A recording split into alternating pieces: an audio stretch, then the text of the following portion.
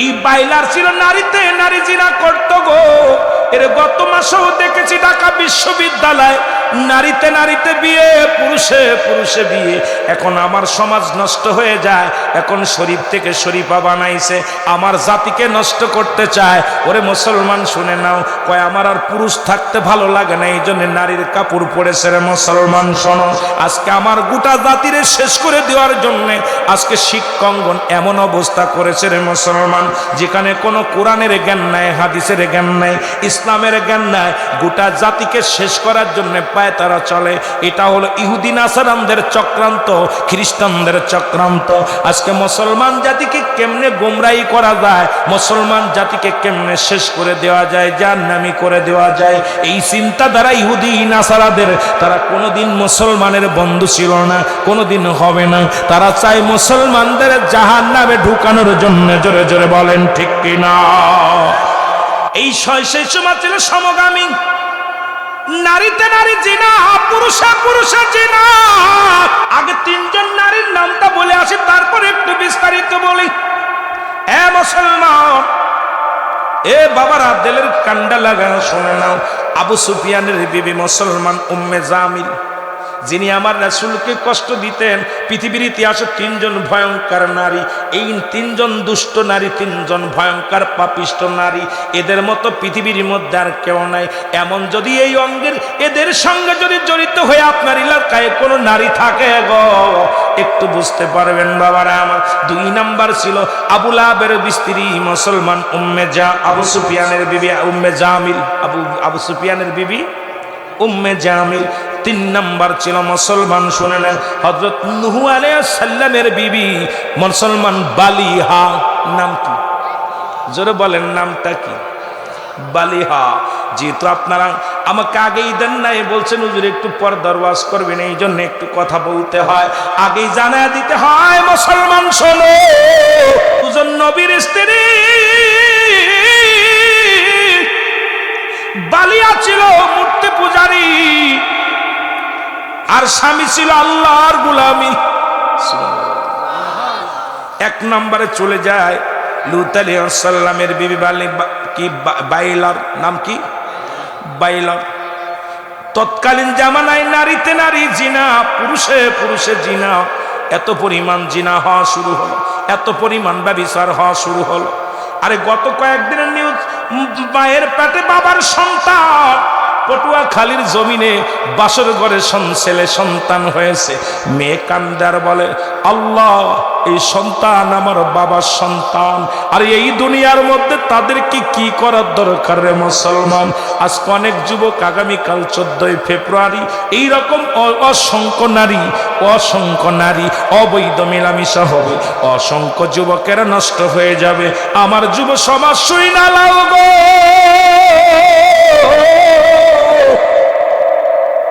আল্লাহর আদালতে তুমি কি জবাব দিবা? আল্লাহ কেমন ভণ্ড বাবা গো, যিনি মেয়েকেও আজকে সেই জাইলা জামানার চাইতো নিকৃষ্ট। এখন অন্ধকার জামানা বাংলার জমিনে নেমে আসছে। এটা অন্য রাষ্ট্রে হলে মেনে নেওয়া যেত, যদি আমেরিকা হতো মেনে নেওয়া যেত, লন্ডন হলে মেনে নেওয়া যেত, বাদান শ্রীলঙ্কা হলে মেনে নেওয়া যেত, সিঙ্গাপুর হলে মেনে নেওয়া যেত। যেখানে আমার বাংলাদেশে 90% মুসলমান, সেই দেশে বাবার সন্তান কেমনে যায় মায়ের গর্ভে, নিজের ঔরজাত মেয়ের গর্ভে? ওর অনেক অনেক হচ্ছে গো মুসলমান। আপনার যারা মিডিয়ার সঙ্গে জড়িত, শুধু তাই নয়, এই বাংলার জমিনে ঢাকা মেডিকেল কলেজ হাসপাতালে মর্গে জিনা হয়। যে সমস্ত নারীদেরকে অপরে কিসের জন্য, যাদের লাশ পোস্টমর্টমের জন্য পাঠানো হয়, নারীদেরকে সেখানে জিনা হয়।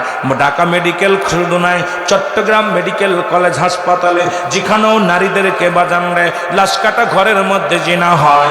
এটা শোনা পর মনে বড় কষ্ট হয়। আইরে মুসলমান, এখনো কেন জাগো না? এখনো কেন জাগো না?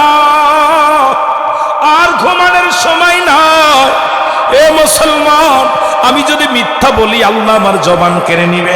আপনারা সবাই জানেন ঢাকা মেডিকেলের কাহিনী, আপনারা সবাই জানেন চট্টগ্রাম মেডিকেলের কাহিনী, যেখানে মুসলমান মর্গে জিনা হয়, এদেরকে রিমান্ডে নেওয়ার পর বলা হলো, বলে আমি যখন নারীদেরকে গাটার জন্য যখন এই টেবিলের পরে শোয়ায়, আগে তার সঙ্গে জিনা করিনি, মারা গেছে গলায় ধরিনি, আলামত হলো জিনার, মারা গেছে বিষ খায়া, আলামত হলো জিনার, মারা গেছে বাজান রে কোথাও অ্যাক্সিডেন্ট করে, আলামত হলো জিনার।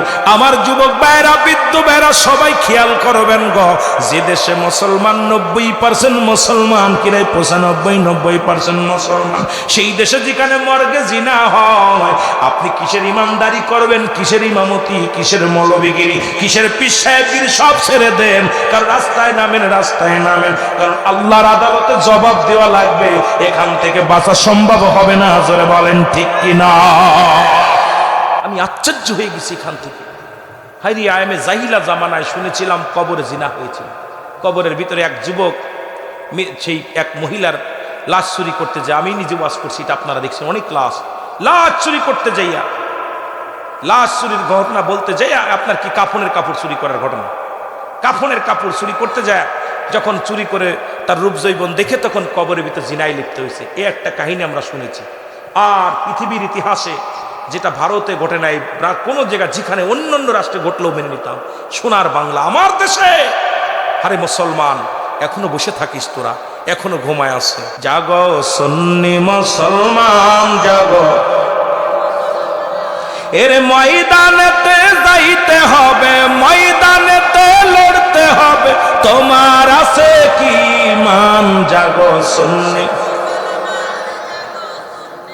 এর ময়দানেতে প্রমাণ হবে, ময়দানেতে তোমার আছে নিমান। জাগো সুন্নি,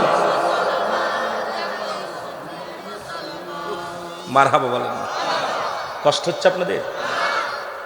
আমার ভাইরা, আমার বন্ধুরা, আমার কথাগুলো বললে অনেক কথা এসে যায়। এ যুবক, পৃথিবীর মধ্যে যদি কোনো পুরুষ, কোন নারী, অবিবাহিত নারী, অবিবাহিত পুরুষ জিনা করে, জিনা করলে সর্বপ্রথম বিধান হলো ইসলামের বিধান। ওলামা একরাম বসে আছেন, আহলে সুন্নাত ওয়াল জামাতের প্রেসিডেন্ট বসে আছেন অত্র জেলার। মুসলমান শুনে নাও, সঙ্গে সঙ্গে যুবক, অবিবাহিত নারী, অবিবাহিত পুরুষ জিনা করলে তাকে 100 ডুরা গায়ের মধ্যে মারতে হবে। কয়েকটা ডুরা মারলে যদি মারা যায়, মারা গেলে তারে গোসল করাবে, তারপরে তারে কাফন পরাবে, তারপরে তার জানাজা পড়াবে, জানাজা পড়াইয়া তার কবরে দিবে, কবরে দিয়া বাকি অংশগুলো কবরের উপরে মারতে হবে। ও মুসলমান শুনে নাও, কারণ বিবাহিত, অবিবাহিত নারী, অবিবাহিত পুরুষ পাপ করান দরুন 100 ডুরা তার গায়ের মধ্যে মারতে হবে। যদি বেঁচে থাকো তো আলহামদুলিল্লাহ, মারা গেল আলহামদুলিল্লাহ। তবে অবিবাহিতরা জানাজা পাবে, কাফন পাবে। আর বিবাহিত নারীরা যারা জিনা করে, আজকে অনেক মা বোন আছে নষ্ট গ্রামের ওয়াজ শুনতে, মারা শোনো, অনেক মায়ের স্বামী আছে বিদেশে, বাইগনারের সঙ্গে, বন্ধুর সঙ্গে, মুসলমান খালাতো ভাই, মামাতো ভাইয়ের সঙ্গে পরক্রিয়া। তোমরা তোমাদের সতীত্ব নষ্ট করো গো। শুই না নাও মা বোনেরা, বাবারাও শুনে নাও, যদি কোনো বিবাহিত নারী, বিবাহিত পুরুষ যদি জিনা করে, তাদের সর্বপ্রথম নাভি পর্যন্ত মাটির ভিতরে পুঁততে হবে, নাভি পর্যন্ত মাটির ভিতরে পোতা লাগবে, কঙ্কার নিক্ষেপ করতে হবে, পাথর ছুঁড়ে মারতে হবে। যতক্ষণ পর্যন্ত মৃত্যুবরণ না করবে ততক্ষণ পর্যন্ত তার মারা বন্ধ হবে না। যখন নিশ্চিত হয়ে যাবেন সে মারা গেছে, মারা যাওয়ার পর বিবাহিত নারী, বিবাহিত পুরুষের শাস্তির বিধান শুনে নাও যারা বসে আছো বাবা। এবার তারে ওই মাটি খুঁড়ে উঠাইতে হবে, উঠায়া তাকে কুকুর শেল দিয়ে লাশটা খাওয়া দিতে হবে। পৃথিবীর মধ্যে কোনো জানাজা সে পাবে না, কোনো দাফন পাবে না, কোনো কাফন পাবে না। একটা বিচার যদি বাংলার জমিনে হতো, আমার বিশ্বাস, আমার বিশ্বাস, আমার দেশের বিবাহিত নারী, বিবাহিত পুরুষগুলো জিনার নামটা মুখে জানতো না। জোরে জোরে চিল্লায় বলেন ঠিক কিনা? আপনারা কি বুঝিছেন? বুঝে ঠিক কইছেন? যদি কোনো বিবাহিত নারী, বিবাহিত পুরুষ জিনা করে, তাকে নাভি পর্যন্ত মাটির নিচেই পুঁততে হবে। নাভি পর্যন্ত পুঁতা পর যতক্ষণ পর্যন্ত সে মৃত্যুবরণ না করবে ততক্ষণ পর্যন্ত আপনি পাথর ছুঁড়ে মারবেন, ইট ছুঁড়ে মারবেন, যা পাবেন তাই দিয়ে মারবেন। যখন দেখছেন সে মারা গেছে, নিশ্চিত হবেন যখন মারা গেছে, তখন তার লাশটা ওই মাটি খুঁড়ে উঠাইতে হবে। মাটি খুঁড়ে উঠাইয়া এটা দিয়ে কুকুর শেল দেখায় তো জনসমুদ্রের মানুষের সামনে। এটা জঙ্গলে নয়, রাস্তার মধ্যে ফেলে রাখতে হবে। কুকুর শেল তার লাশটা ছিঁড়ে ছিঁড়ে খাবে। এ মুসলমান শুনে নাও, পৃথিবীর মধ্যে একটা বিচার যদি এই মিঠামনের জমিনে, এই অষ্টগ্রামের জমিনে হতো, আল্লাহর কসম, আল্লাহর কসম, আমার এই জমিন থেকে, অষ্টগ্রামের জমিন থেকে চিরতরে জিনা বা বিচার বন্ধ হয়ে যেত। জোরে বলেন ঠিক কিনা? আরো জোরে বলেন ঠিক কিনা? আর আমার দেশের বেহায়ে সন্তান, বেহায়ে পোলাপান, বেহায়ে বাবা মা জিনাকারীর পক্ষ নিয়ে মামলা করে আদালতে। ছেলে জিনা করেছে, মেয়ে জিনা করেছে, এদেরকে বাঁচানোর জন্য আবার আদালতে মামলা দেয়। এই বেলজ্জাতে বেহায়া বেয়াদব, ওই সন্তানের জন্য কিয়ামতের ময়দানে জাহান্নামে যেতে হবে। ওই সন্তান তোকে বুকে লাথি মেরে জাহান্নামে দিয়ে দিবে। সুতরাং যে সন্তান বেনামাজি, যে সন্তান হারামখোর, ঘুষখোর, সুদখোর, সে সন্তান কোনোদিন তোমার সন্তান নয়। তাকে ত্যায্য করে দাও যদি আল্লাহর আদালতে বাঁচতে চাও। জোরে বলেন ঠিক কিনা? আর একটু জোরে বলেন ঠিক কিনা? আমি যে কথাগুলো বলতেছিলাম গো, লূত আলাইহিস সালামের বিবি, তৎকালীন জামানায় পুরুষে পুরুষে জিনা, নারীতে নারীতে জিনা। লূত আলাইহিস সালাম ইসলামের দাওয়াত দিতেন, আর গোপনে গোপনে বিবি বাইলার ব্যভিচারে লিপ্ত হয়ে যেতেন। নারীতে নারীতে ব্যভিচার হতো, পুরুষে পুরুষে ব্যভিচার হতো। এমন দুষ্ট নারী ছিল তৎকালীন জামানায়। আমার আল্লাহ তাআলা সইতে পারে নাই, জিবরিলকে পাঠিয়ে দিয়েছে, জিবরিল যাও আমার লূতকে বলো এই সাদাম শহর থেকে, এই গ্রাম থেকে, এলাকা থেকে যেন সরে যায়, এই মহল্লা থেকে যেন অন্য মহল্লে চলে যায়। কারণ আমি আল্লাহ ওদের উপরে গজব দেয়া দিব। এত পরিমাণ পাপ হয়, এত পরিমাণ হয়, গজব হয়। আল্লাহ কিছুদিন আগে গত বছরে কত করোনা ভাইরাস দিয়ে কত মানুষকে মারল, এরপরও আমাদের লজ্জা নাই, আমাদের ভয় নাই। এখনো ডেঙ্গু দিয়া সাইজ করতেছে প্রতিনিয়ত। মুসলমান প্রতিদিন 200-400 মানুষ মারা যায় ডেঙ্গু রোগে, এরপরও মানুষের ভয় নাই। এত গজব দেয়া পারো, এরপরে এইচ দিয়া মানুষকে শেষ করে দেয় তা নাই। আল্লাহর আদালতে তো জবাব দিতেই হবে। আল্লাহ দুনিয়ার মধ্যে গজব দেয়, তারপরও কেন ভয় নাই রে মুসলমান? মোল্লা নাসিরউদ্দিন, তিনি তৎকালীন জামানায় বড় আলেম ছিলেন, জ্ঞানীতে বড়, এলেমে বড়, আমলে বড়, কিন্তু তার চলাচলতি ছিল এত নমনীয়, বলদ টাইপের মানুষ। সবাই জানতো মোল্লা নাসিরউদ্দিনের মতো এত বলদ মানুষ, এত বোকা মানুষ ওই অঞ্চলের মধ্যে নাই। কিন্তু আল্লাহর আদালতে অনেক প্রিয় ছিলেন তিনি, আল্লাহর কাছে অনেক প্রিয় ছিলেন। জোরে জোরে চিল্লায় বলা যাবে না মারহাবা। আমি বাংলাদেশে থাকি আর তুর্কির ওয়াজ করে নিয়ে আগে তারপরে যাই আমরা আলোচনার মধ্যে যাই। কারণ তৎকালীন জামানের রাজা বাদশারা দুনিয়ার প্রেমে ছিল পালহুয়া কেলাব। এই দুনিয়াটা হলো পচা দুর্গন্ধ, মানুষের চরিত্র হলো কুকুরের চরিত্র। নবীজি বলছে শেষ জামানার মানুষ শুধু সম্পদ লোভী হবে, সম্পদের পাহাড় করবে, বাড়ি গাড়ির জন্য পাগল হয়ে যাবে, ভাই ভাইকে খুন করবে, স্ত্রী স্বামীকে অন্য জায়গা পরক্রিয়া করবে, স্ত্রী স্বামী কি করবে, স্ত্রীর হক নষ্ট করে অন্য মানুষের কাছে যাবে। এই সমাজটা শুধু স্বার্থের জন্য মানুষগুলো পাগল হয়ে যাবে।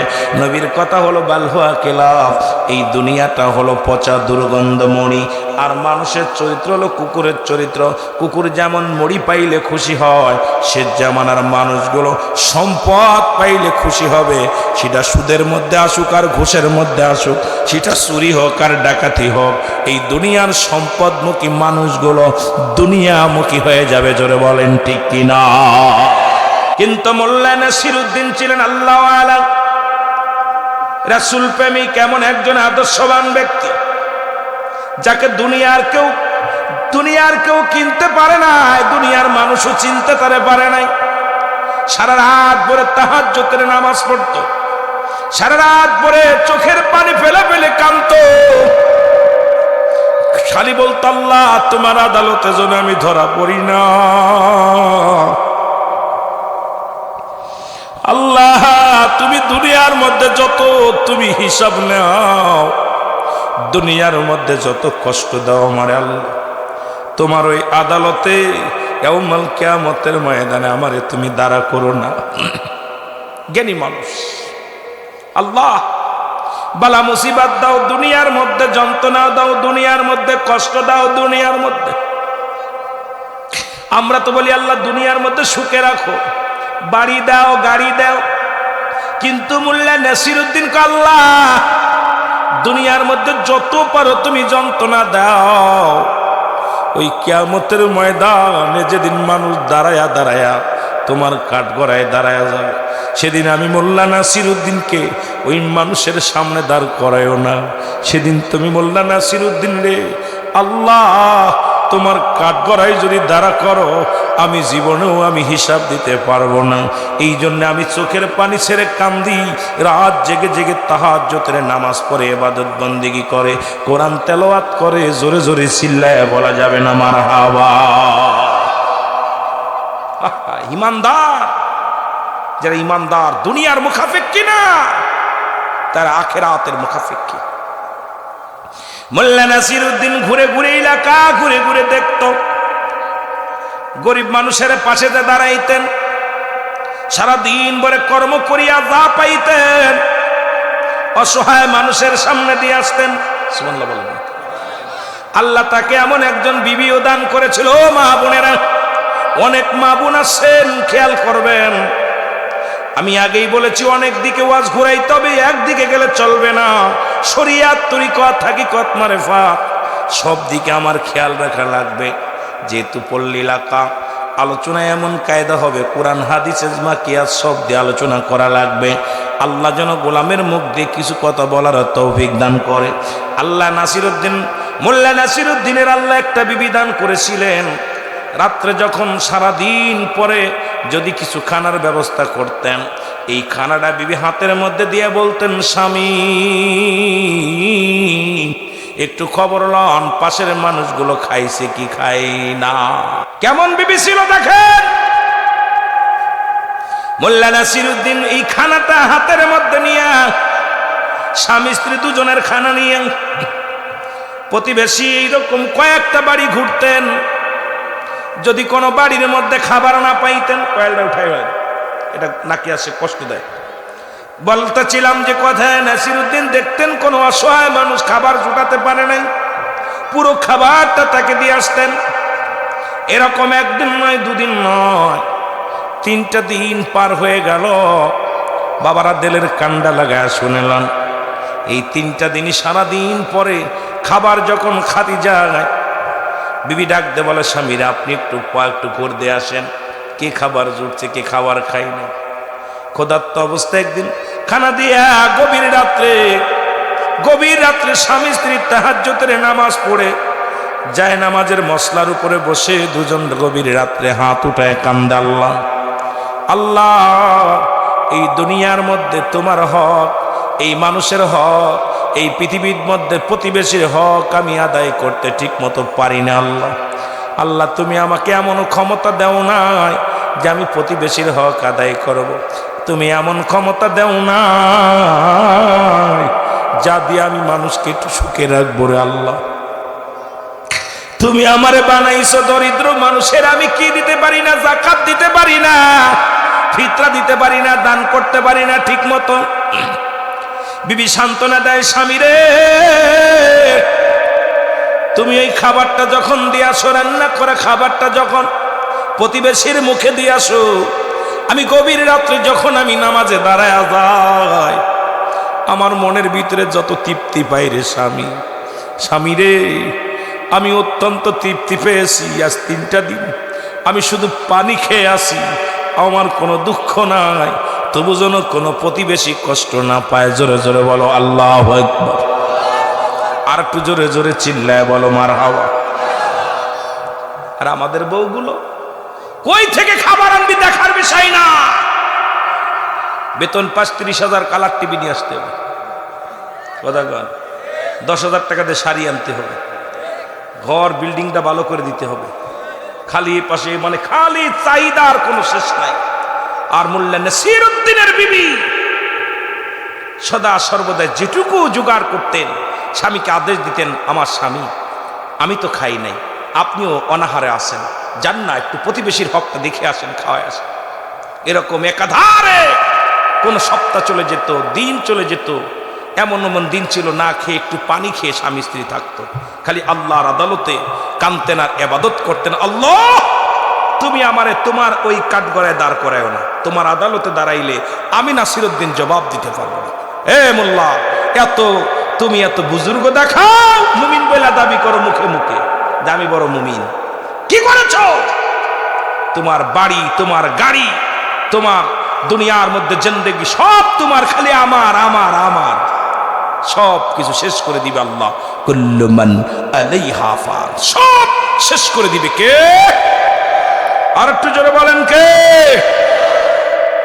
আল্লাহ। সব কিছু চূর্ণ বিচ্ছিন্ন করে দিবে। কোন ইমানদার আমার বলতে ভয় পায়, যেটা আমার। যদি সন্তানটা কার? আল্লাহর মাল। কার মাল? ইমানদার কখনো বলেন এই ছেলেটা আমার। ইমানদারের জবান দিয়ে আসবে এই গরুটা কার? আল্লাহর মাল। বাড়িটা কার? আল্লাহর মাল। ছেলেটা কার? আল্লাহর মাল। আল্লাহ আমার কাছে আমানত রাখছে। আল্লাহু আকবার। ইমানদারের জবান দিয়ে আমার শব্দটা আসে, কারণ বেঈমানদার জবান দিয়ে আসে সব কিছু কার? স্রষ্টার। আমি হলাম সৃষ্টি, তিনি হলো স্রষ্টা। সব কিছু যিনি দিছেন তিনি নিয়ে যাবে। জোরে বলেন ঠিক কিনা? আর একটু জোরে বলেন ঠিক কিনা? আমি কইডা আমার বাড়ি, আমার ঘর, আমার সংসার, আরে আমার সংসার সংসার কইরা জীবন কাটাই দিলাম। আমার আমার আমার সব কিছু পর, কেউ তোমার না। এমন তোমার হাত পা অঙ্গ প্রত্যঙ্গ এটাও তোমার না। জোরে বলেন ঠিক কিনা? ছেলে মেয়ে সংসার ধর্ম তো দূরের কথা, এই হাত তোমার না, পা তোমার না, চোখ তোমার না, কান তোমার না, সব তোমার বিরোধিতা করবে। খালি সুযোগ পাইলেই বলবে হাত আমি এই কাজ করি না, ও আমার করাইছে। চোখ বলবে আমি এটা দেখছিলাম না, ও দেখাইছে। মুখ বলবে আমি ওটা খাচ্ছেছিলাম না, জোর করে খাওয়াইছে। পা বলবে আমি চলতে চেয়েছিলাম না, চলাইছে। তাহলে আপনার কি? কথা বলেন না কেন? এই জন্য অ্যারিস্টটল, সক্রেটিস বই লেখা পর বলছে নো দাই সেল, নিজেকে নিজে চিনতে হবে। মানা নফার নফস, নিজের নফসকে চিনতে হবে। তুমি তোমার নফসকেই চিনতে পারো নাই। কিসের বক্তা, কিসের মুসল্লি, কিসের ইমানদার বলে দাবি করো? আমাদের কুষ্টিয়ার লালন কয় আপনারে চিনতে পারলে যাবে অচিনারে চিনা। নিজকে যে চিনতে পারে সেই জ্ঞানী, অন্য কেউ নয়। যে ব্যক্তি নিজকে চিনতে পেরেছে যে আমি কে, আমাকে কেন পাঠাইলো, আমার দায়িত্ব কি, মুখ দিছে আল্লাহ, জবান দিছে, তাই বলে এই নয় তুমি গায়ের বলে কথা বলবা, গায়ের জোরে চলবা না। কারণ তোমাকে তুমি বিলিয়ে দাও কার জন্য? আল্লাহর জন্য। জোরে বলেন ঠিক কি না? সমাজ জাতি বড় বিপদের মধ্যে আছে। জোরে বলেন ঠিক কি না? আমার ভাইরা, আমার বন্ধুরা, ঘুরতে ঘুরতে দেখে প্রতিবেশী একজন ইহুদি, অনেক সম্পদের মালিক। মোল্লা নাসিরউদ্দিন, আগে বললাম তাকে সবাই জানতো সে বলদ, সে বুকা, তার মতো বুকা নাই। কারণ মোল্লা নাসিরউদ্দিন খালি ফেলফেলে কাঁদতেন, চোখের পানি সেরে সেরে কাঁদতেন আর বলতেন আল্লাহ আপনার কাঠ গড়ায় আমার দাঁড়া করেন না, আল্লাহ আমার কাঠ গড়ায় দাঁড়া করেন না। কিন্তু সে শরিয়াত, তরিকাত, হাকিকাত, মারিফাতের ইলম অর্জন করেছিল। ইলমে হুজুরি, ইলমে হুসুলি। এ মুসলমান, শুধু তাই নয়, তাসাউফের জ্ঞান যেটা ছিল এই ভান্ডারও তার মধ্যে ছিল। সব জ্ঞানের অধিকারী আল্লাহ তারে দান করেছে। সুবহানাল্লাহ বলেন। এই জন্য তো সে এত বিনয় ছিলেন, এত নিয়ম কি ছিল, নমনীয় ছিল। আখলাক চরিত্র রাসূলুল্লাহর বাইনাত, উত্তম ব্যবহার, উত্তম আখলাক, উত্তম চরিত্র। এই চরিত্রের গুণে গুণান্বিত ছিলেন মোল্লা নাসিরউদ্দিন। উনি দেখেন ইহুদি, অনেক সম্পদ, যায় বললেন ইহুদিরে আল্লাহ তোমাকে অনেক সম্পদের মালিক বানাইছে, অথচ তুমি যাকাত দাও না। প্রতিবেশী মানুষগুলো অনাহারে আছে, অনেক কষ্টের মধ্যে আছে, তাদেরকে তুমি কিছু যাকাত দাও, কিছু দান ধ্যান করো। ইহুদি বলে আমার সম্পদ আমি কাউকে দিব না। কাকে দিব কি দিব না আপনার মতো মোল্লার কাছে জিগাইতে হবে না। আপনি কিসের জন্য আমার কাছে আসছেন? এই সম্পদ আপনি গরিব মানুষ, আপনাকে কিছু দান করে না, এই জন্য আপনার ধৈর্য ইকে হয় না। পরশ্রুতি কাতর একজনের ভালো আপনি একজন দেখতে পারেন না। বাংলায় বলা হয় পরশ্রুতি কাতর, একজনের ভালো আর একজন দেখতে পারেন না। এখন আল্লাহ আমাকে সম্পদ দিছে, আপনার সহ্য হয় না, আপনি এসেছেন দান ধ্যান করার জন্য, ওয়াজ করতে আমার কাছে। আমার এই ধন সম্পদ আমি কিচ্ছু দান করব না, সব আমার। ইহুদির কথা শুনে মোল্লা নাসিরউদ্দিন মনে কষ্ট পেয়ে গেলেন। এ মুসলমান, এই তুর্কির নাসিরউদ্দিন চোখের পানি ছেড়ে বলে আল্লাহ, এই জালিমকে তুমি এত সম্পদের মালিক বানাইলাও, কিন্তু প্রতিবেশী না খেয়ে থাকে, অনাহারে থাকে, তাদেরকে কিছু দান করে না। ও দুনিয়ার মুসলমান শোনে না, মোল্লা নাসিরউদ্দিন যায় নামাজ বিছায় ওনার বাড়ির সামনে বসে 2 রাকাত নফল নামাজ পড়ে আল্লাহ রে, আল্লাহ আজকে তুমি যদি আমাকে 1000 স্বর্ণের দিনার না দাও, তোমার দরবার থেকে হাত আর নামাইব না। 1000 স্বর্ণের দিনার আমাকে দিতে হবে। 1000-এর একটা যদি কম দাও নেব না, 2টা কম দিলেও নেব না, আমাকে 1000 দিনার দিতে হইব, স্বর্ণের দিনার। এটা দিয়ে আমি মানুষকে দান ধ্যান করব রে আল্লাহ। ইহুদি কানে শুনতে পাইলেন। ইহুদি কানে শুনে চিন্তা করে আজ করে ইমামতি ছুটবো, ইমানদার ছুটবো, ওদের আল্লাহর কাছে চাইলে জীবনেও তো আল্লাহ দিবে না, ওরে একটু পরীক্ষা করব। ভিতর থেকে ইহুদি আবাদমান 988 মুসলমান শুনে নেন। 98 90 কি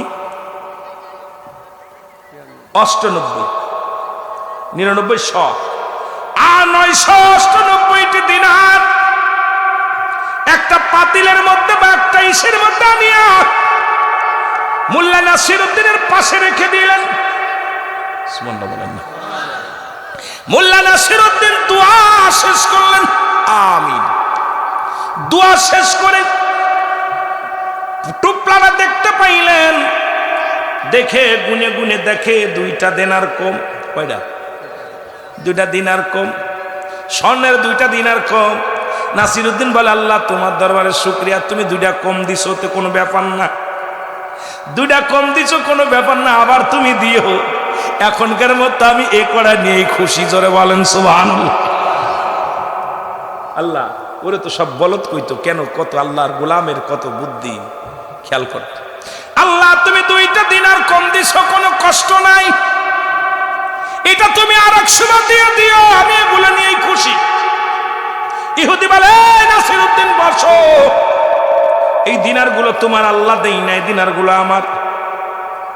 তোমার আল্লাহ কই থেকে দিবে? তুমি তো আল্লাহর কাছে চাইলা, দেখলাম ঘন্টা ধরে মোনাজাতে পড়ে আসো, কেউ তো দিল না। আমি তোমাকে পরীক্ষা করার জন্য, তুমি বাটপার, তোমার ভিতরে কোনো চাহিদা আছে কি, তোমার ভিতরে লোভ আছে কি না? কারণ আমি সম্পদের পাহাড় করেছি, এইটা দিকে তোমার লোভ হয়েছে নাকি দেখেনি। আমার এই সম্পদ দিকে তুমি শুনবো, আমারে দান করতে বলো। এখন তুমি কেমন মানুষ, লোভী মানুষ। আমার দিনারগুলো, এই দিনার তো 998 দিনারই হলো আমার, এটা তুমি নাও কেন? 2টা দিনার আমার কম দিয়েছি তোমাকে পরীক্ষা করার জন্য। তুমি নিজে বলছো 1টা দিনার কম হলে নিবা না, 2টা দিনার কম দিছি, এখন তো টুপলা ধরে নিয়ে যাও। ঘটনাটা কি? মোল্লা নাসিরউদ্দিন বলে ভাই, এ দিনার আমার আল্লাহ দিছে। কে দিছে? এই স্বর্ণের দিনার আমার কে দিছে? আমার আল্লাহ দিছে। ইহুদি কয় না, এটা আমার দিনার, আমি দিছি। দুজনের ভিতরে কথা কাটাকাটি শুরু হলো। ইহুদি কয় আমি কাজীর দরবারে নালিশ দিব। মোল্লা নাসিরউদ্দিন বলে যান, আপনার কাজীর কাছে চলে যান, কাজীর দরবারে নালিশ দেন, যে কি হয়, আমার কি বিচার করে, দিনারগুলো আল্লাহ দিছে। কাজীর কাছে চলে গেলেন, যায় বলে কাজী সাহেব, আপনারা যারে যুগশ্রেষ্ঠ কামেল ভাবেন, একটু ভালো মানুষ ভাবেন, ভালো ভদ্র মানুষ, এত বড় বাটপার আগে জানতাম না। উনি আমার বাড়ির সামনে তাই নামাজ বইয়া দোয়া করতেছে, বইয়া নামাজ পড়ে, আল্লাহ তুমি 1000 দিনার দাও, 1000 দিনার দাও। দেখলাম ঘন্টা ভরে মোনাজাতে পড়ে আছে, 1টা দিনারও কেউ দিচ্ছে না, ওনার আল্লাহ দেয় নাই। ওনাকে আমি পরীক্ষা করার জন্য আমি 1000 দিনার থেকে 2টা দিনার কম দিয়া সামনে রেখে দিয়েছিলাম একটা ব্যাগের মধ্যে। উনি আমার এই দিনারগুলো নিয়ে আসছে গুইনা ওই দিনারগুলো আমার, আপনি তাড়াতাড়ি বিচার করেন, আপনার দরবারে আমি হাজির হয়েছি। কাজী বলে রাখো তারে, তাড়াতাড়ি আমার কদমে নিয়ে আসো।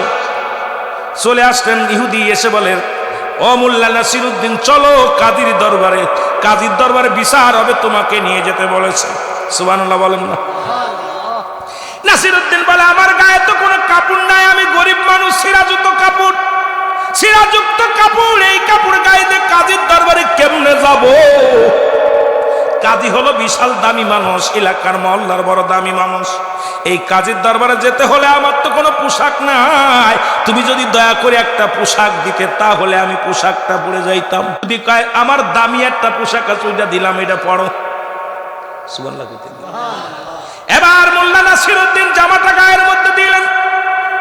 লম্বা আলোচনা আমি বেশি যাব না, কৃপণদের কথা একটু বুঝাইতে যাইয়া কথাগুলো বলে যায়, একটু ভালো করে শুনে নেন। মোল্লা নাসিরউদ্দিন কয় পোশাকটা পায় বলে ভাই আমি হাঁটতে পারি না, চলতে পারি না, যদি একটা ঘোড়ার ব্যবস্থা করে দিতেন ওই ঘোড়ায় চড়িয়ে আমি যাইতাম কাজীর দরবারে। আপনার তো অনেক ঘোড়া আছে, একটা ঘোড়া দেন, এই ঘোড়ায় চড়ে কাজীর দরবারে যাব। জোরে জোরে বলেন আল্লাহু আকবার।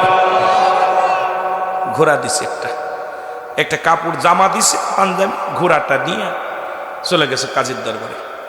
এখন কাজীর দরবারে যায়, ঘোড়া থেকে নামছে, নাইমা কাজী বলতেছে মোল্লা নাসিরউদ্দিন তুমি ইমানদার মানুষ, অনেক আল্লাহওয়ালা মানুষ, তুমি ইহুদির সঙ্গে কি ঝামেলা করছো? বলে হুজুর কি ঝামেলা করছো? এই দিনারগুলো সত্যি করে বলো কার? এই দিনারগুলো কি ইহুদির না তোমার? বলে হুজুর আমার আল্লাহ দিছে। সুবহানাল্লাহ। কে দিছে? আল্লাহ দিছে। সত্যি করে বলো। কয় হুজুর এই দিনারগুলো উকিল দাবি করছে, একটু পরে দেখবেন দাবি করবে যে জামাটাও আমার, ঘোড়াটাও আমার। সুবহানাল্লাহ বুঝতেননি? হুজুর শুধু দিনার নয়, একটু পরে দেখবেন এই ইহুদি কত নিম্ন কাতারের লোক, একটু পরে বলবে জামাটাও আমার, ঘোড়াটাও আমার। এবার ইহুদি কয় সত্যি হুজুর ওই জামাটাও আমার, ঘোড়াটাও আমার। কাজী কয় বাটপার ইহুদি রে, তোর মতো বাটপার আর দুনিয়ার মধ্যে নাই। একটু আগে দিনারের দাবি করলি, এখন তো ঘোড়ার দাবি করিস, জামার দাবি করিস। আমার মহল থেকে দূর হয়ে যা। জোরে জোরে চিল্লায় বলা যাবে না মারহাবা।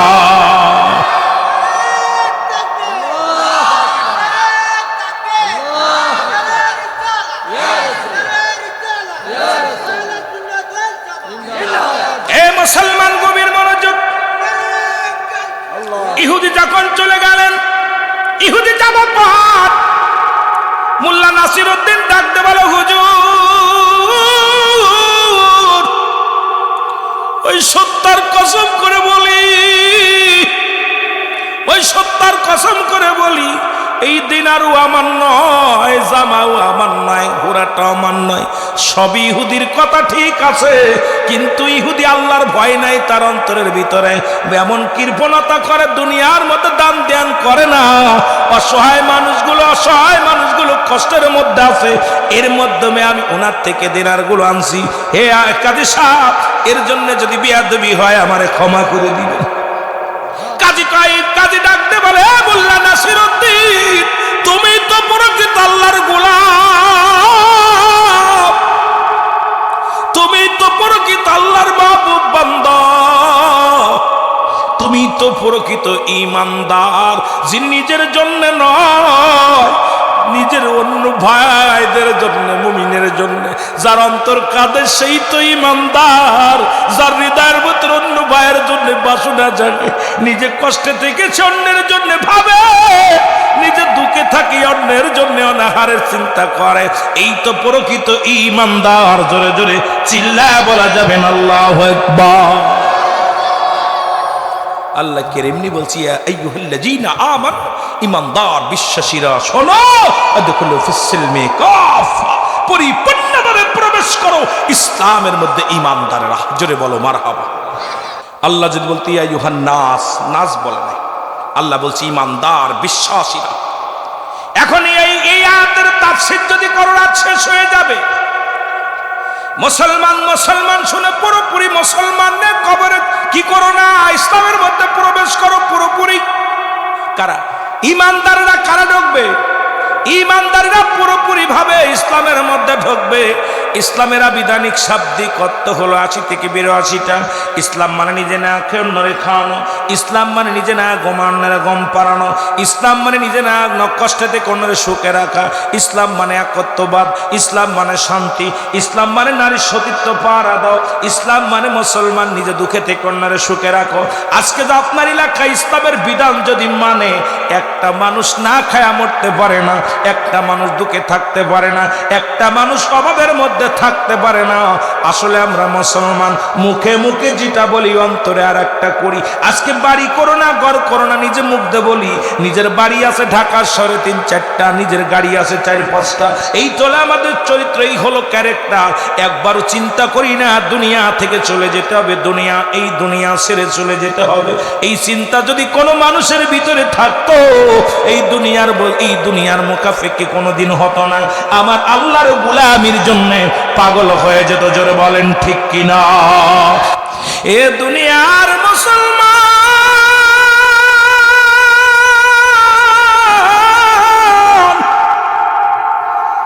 দিলের কান্ডা লাগে শোনো গো, এ জীবন না হয়, এমন একটা জীবন আসবে যে দেশে গেলে মানুষের বিচার হয়, যে দেশে গেলে মানুষের হিসাব হয়, যে দেশে গেলে মানুষ আর কোনোদিন ফিরে আসে না। সেই দেশটার নাম হলো কবর। সেই দেশটার নাম কি? কবর। এই জন্য আমি প্রথমেই বলতেছিলাম, রাসূল বলে লা ইয়া মাউত, 1 নাম্বার হলো মানুষের মরণ, 2 নাম্বার হলো মুসলমান কবর, 3 নাম্বার হলো কিয়ামতের ময়দান। 1 নাম্বার বিপদ যদি হয় মরণ। এই মরণের কথা বলতে যায় আল্লামা মুফতি আমজাদ আলী সাহেব একটা কিতাব লেখলেন, কিতাবের নাম্বার শরিয়াত। এই কিতাবের মধ্যে উনি লিখতে যা বললেন, দুনিয়ার মানুষ শোনো, কোন মানুষের যখন সাধারণ মৃত্যু হয়, 70টা তাজা উটের গায়ের চামড়া জবাই না করিয়া উল্টো দিকে টান দিয়া লবণ আর মরিচ লাগায় দিলে যতটুক যন্ত্রণা হয়, এর চাইতে 70 গুণ যন্ত্রণা হলো একটা সাধারণ মৃত্যু। এখন অনেকেই মরণকালে পায়খানা করে দেয় রে।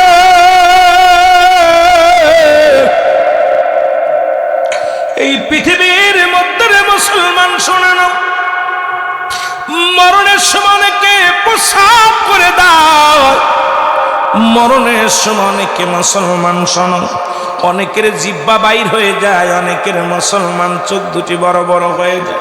তাদের মৃত্যুটা কত কঠিন হয়।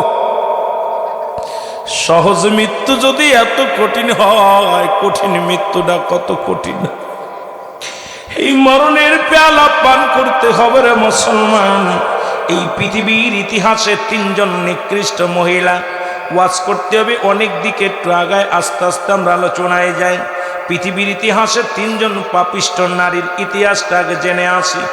পৃথিবীর মধ্যে এমন পৃথিবীর 3 জন নারীর নাম যারা বলেছেন, তারা 2 জন ছিল নবীদের বিবি।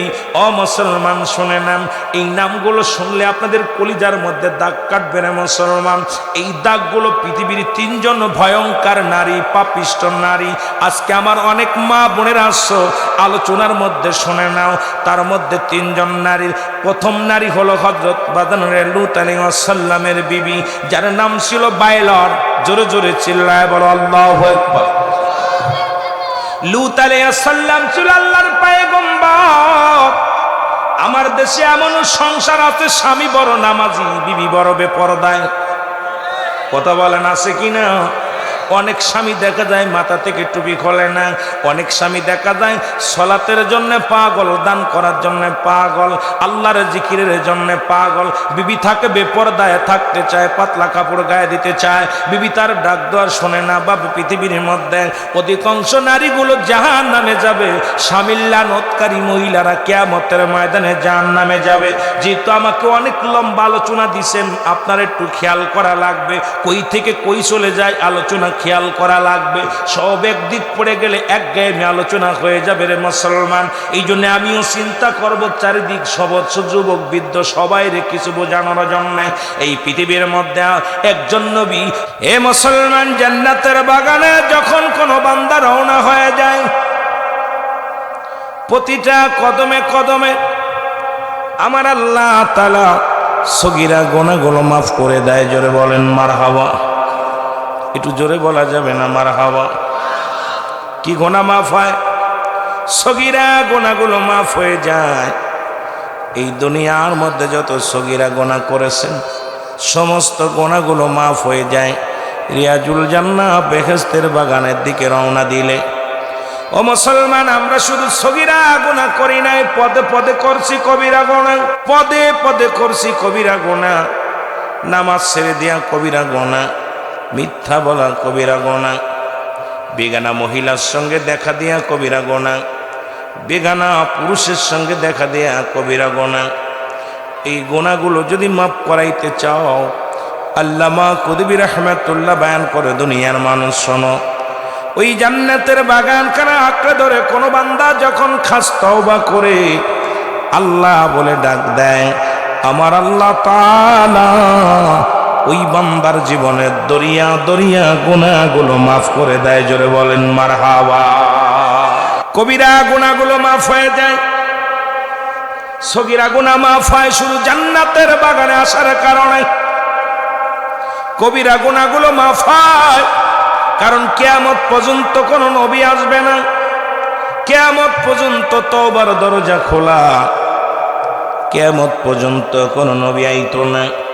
কারণ আমার নবী রাহমতের নবী, রাহমাতুল লিল আলামিন, শেষ নবী, খাতামুন নবী। আমার নবীর পরে আর কোনো নবী আসবে না, আসার সম্ভাবনায়। ও মুসলমান, কিন্তু তওবার দরজা কিয়ামত পর্যন্ত খোলা থাকবে। এই জন্য বেশি বেশি তওবা করা লাগবে। এই জন্য আমি বলতেছিলাম, আল্লামা কুতুবী রাহমাতুল্লাহ বয়ান করে, বান্দা শোনো, হাজার প্রকার গুনাহ করেছো, গুনার বোঝা মাথায় নিয়ে বান্দা যখন রিয়াজুল জান্নাহ বেহেশতের বাগানের মধ্যে রওনা হয়ে যায়, বান্দা যখন ওই জান্নাতের বাগানখানা আঁকড়ে ধরে চোখের পানি ছেড়ে আল্লাহ বলে ডাক দেয়, আমার আল্লাহ ওই বান্দার দরিয়া দরিয়া গুনাহগুলো মাফ করে দেয়। জোরে বলা যাবে না মারহাবা। যেহেতু মানুষের মরণ হয় দুইটা টাইমে, একটা হলো রাতের বেলা, একটা হলো দিনের বেলা। দিন শুরু করেছিলেন, মৃত্যুবরণ করেন নাই। রাত শুরু করেছেন, এখনো পর্যন্ত মৃত্যুবরণ করেন নাই। এখন রাত শেষ করতে পারবো কেউ গ্যারান্টি দিতে পারি না। এই জন্য মাহফিলে যেহেতু বসেছেন, আমার সঙ্গে তওবা করেন। জীবনে যত গুনাহ করেছেন সমস্ত গুনার কথা মনে করে একটু তওবা করেন। আস্তাগফিরুল্লাহ রাব্বি মিন কুল্লি যামবিন আতুবু ইলাইহি, আস্তাগফিরুল্লাহ রাব্বি মিন কুল্লি যামবিন আতুবু ইলাইহি, লা হাওলা ওয়ালা কুওয়াতা ইল্লা বিল্লাহিল আলিয়্যিল আযীম, লা হাওলা ওয়ালা কুওয়াতা ইল্লা বিল্লাহিল আলিয়্যিল আযীম, লা ইলাহা ইল্লাল্লাহু মুহাম্মাদুর রাসূলুল্লাহ সাল্লাল্লাহু আলাইহি ওয়াসাল্লাম। তওবার দরজা কিয়ামত পর্যন্ত খোলা, নবীদের দরজা বন্ধ হয়ে গেছে, তওবার দরজা খোলা আছে। আখির নবীর উম্মত হওয়ার কারণে তোমার দাম, তোমার শান, তোমার মান অনেক বাড়ছে রে মুসলমান। কারণ বিনা চাওয়ায়, বিনা দরখাস্তই আখিরি নবীর উম্মত হয়েছে। বিনা দরখাস্তই, বিনা চাওয়ায় আখির নবীর উম্মত হয়েছে। তুমি বড় ভাগ্যবান। বিনা চাওয়ায়, বিনা দরখাস্তই তুমি মুসলমানের গর্ভে জন্মগ্রহণ করেছো।